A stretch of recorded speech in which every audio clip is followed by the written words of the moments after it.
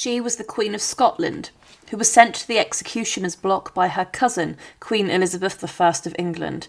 Mary Queen of Scots for decades had been imprisoned by Elizabeth, and what condemned her was a plot in which she agreed she would take the throne after Elizabeth I was assassinated.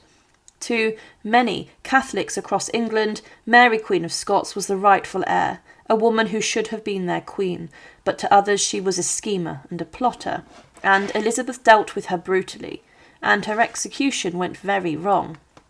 Well, it resulted in her execution, but her body was mutilated by the bungling axeman. What happened to her corpse and remains after is very shocking, and she wasn't actually buried for around 6 months, and her rotting corpse was left inside of the very castle where she took her last breaths. In this video, we look at the royal corpse of Mary Queen of Scots, and to support our channel, please make sure to subscribe. Mary Stuart was born in December of 1542 at Linlithgow Palace in Scotland. She was just 6 days old when her father, King James V of Scotland, died, and she became queen. Because she was an infant, Scotland was ruled by regents on her behalf, and from birth, Mary's life was entangled with politics and danger. She was both Queen of Scots and a possible heir to the English throne through her grandmother, Margaret Tudor, the sister of King Henry VIII. In 1548, to protect her from English invasions, she went to France. She grew up at the French court and was married at 16 to the young Dauphin Francis, who became King Francis II of France, and for a short time Mary was both Queen of France and Queen of Scotland. But when Francis died suddenly in 1560, the young widow, still only 18, returned to rule Scotland. Mary came home to a country that had changed. The Scottish Reformation had taken hold.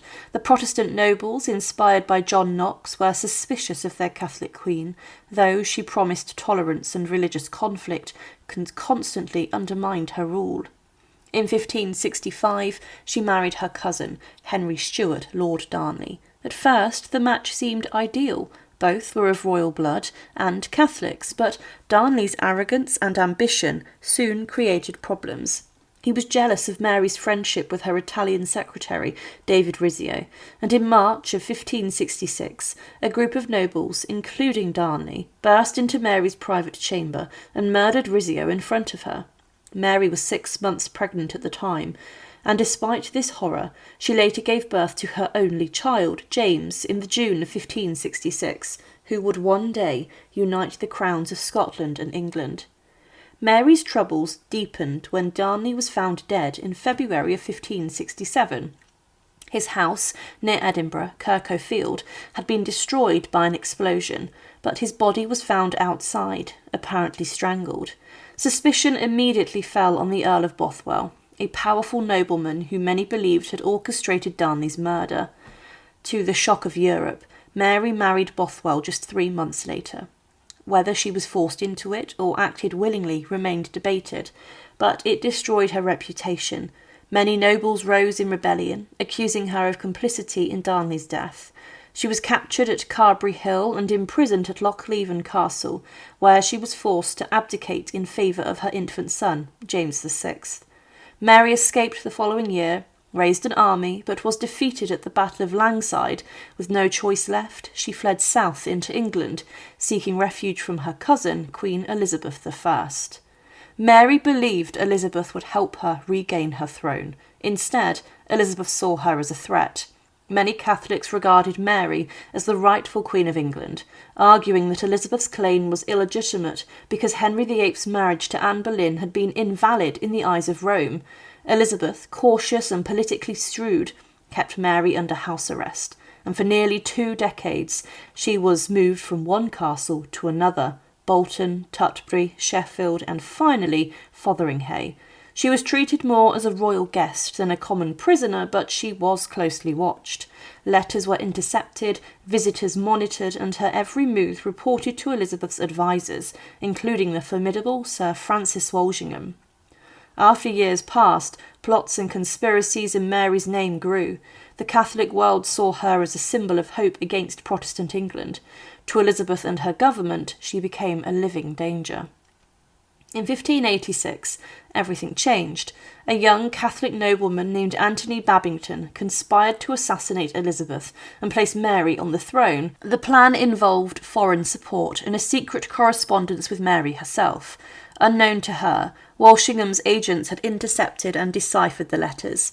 In one of them, Mary appeared to approve the plot, writing that she would countenance and command the enterprise. This was the evidence Elizabeth's government needed. Mary was charged with treason, though she argued she could not be guilty since she was not an English subject.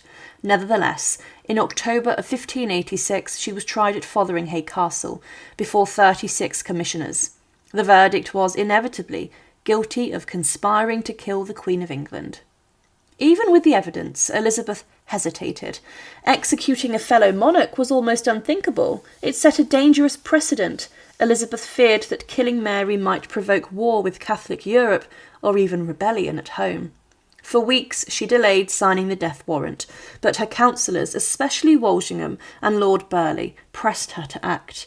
In early February of 1587, Elizabeth finally signed the warrant, perhaps intending to be delayed further, but her council set it to Fotheringhay immediately. When Elizabeth learned that Mary was dead, she claimed she had not authorised the execution and punished her secretary, William Davison, for sending the order. Whether this was genuine shock or political theatre remains debated. On the morning of 8th of February 1587, Mary dressed carefully for her last appearance. She wore a gown of black velvet over a crimson petticoat, the red symbolising martyrdom in Catholic tradition, and she spent her final hours praying with her servants and writing farewell letters, including one to the King of France. At around 8 a.m. she was led into the great hall of Fotheringhay Castle. Around 300 people had gathered to witness the execution, including officials, soldiers and local notables. A wooden scaffold draped in black cloth had been erected. Mary faced her death with remarkable composure. She declared that she was a Catholic and ready to die for religion. She prayed for Elizabeth's welfare and forgave her executioners. Her attendants wept as they helped her remove her black outer garments, revealing the crimson dress beneath. She knelt, placed her head on the block, and repeated, Immanius Taus Domin commendo spiritum meum. Into your hands, O Lord, I commend my spirit. The first blow struck her on the neck, but failed to sever the head completely. The second finished the grim task. When the executioner lifted the head by the hair to show the crowd, Mary's auburn wig came away in his hand, and her hair beneath was short and grey. A small dog, her Skye Terrier, was found hiding beneath her skirts, covered in her blood. Now, immediately after her death, anything that could have been touched by her blood was burnt in the Great Hall's fire to prevent relics being taken care of. This included even the executioner's block and the scaffold. But Mary's body was taken away and was then placed inside of the presence chamber within Fotheringhay Castle, a room probably upstairs in the keep that sat on the hill. Now it was simply left there, and there have been rumours that in the window of the chamber that her head was just left to act as a warning, and that anyone who went to the castle was greeted by the severed head of Mary. This could have occurred as traitors, a crime Mary was sentenced to death for at this point had put their heads placed on public display. But it's more likely that following her execution, royal embalmers attended to her corpse and then sewed her head back onto her corpse. This was done to royals who were executed, and happened to her later relative King Charles I, who lost his head following the English Civil War. Mary's corpse was then embalmed. With this, her heart, entrails, lungs, liver and intestines were all removed from her body, through an incision and cut in her chest. These were then placed inside of a box, a lead-lined casket which was allegedly buried inside the walls of Fotheringhay Castle. This has never been found, and the heart may still exist somewhere. It was known it was buried close to the Great Hall. Now after this, Mary's body was washed in rose water, and perfumes in the cavity created from the organ removal was then washed and filled with various items such as spices and perfumes to preserve it. After all, she was still a queen and a royal, so a great amount of expense would have been allowed for this. Then the coffin was sealed up and was left for months. Elizabeth I was conflicted by her decision to execute Mary. and after the event she became disillusioned with those who had advised her to do this, and she was angry that she had been convinced to do this. Because of this, Mary's coffin was left inside of Fotheringhay, just gathering dust. It's presumed her body was wrapped inside of a cerecloth and a heavy wax-coated shroud, which added some protection. Eventually, the decision was made to inter Mary, and her body was taken to Peterborough Cathedral, the closest major church to Fotheringhay, and she was interred there inside of a grave. There was a huge amount of pomp and ceremony at this funeral, and the grave was found next to the high altar and opposite the tomb of Catherine of Aragon, but this was not her final resting place. When Elizabeth I died, her successor James I, Mary's son, took the English throne, and he ordered his mother's remains exhumed, and they were placed inside of a burial vault within Westminster Abbey. Despite being well and carefully exhumed, it was noted at the time the coffin of Mary was not in a good way when it reached Westminster. It was placed inside of a new vault in the Henry VII Lady Chapel, and above the vault is a huge lifelike effigy of her and her tomb. Now, in the years following, the vault had been opened, and it had been said that Mary is buried with dozens of her relatives inside of the Stuart vault, and her vault has become a magnet for those who have Stuart blood. Her coffin was left damaged near to the wall, and was said to have been split open at some point, which means that her remains and corpse would be subjected to a significant amount of decay and decomposition. This could have reduced her corpse to nothing more than skeletal remains.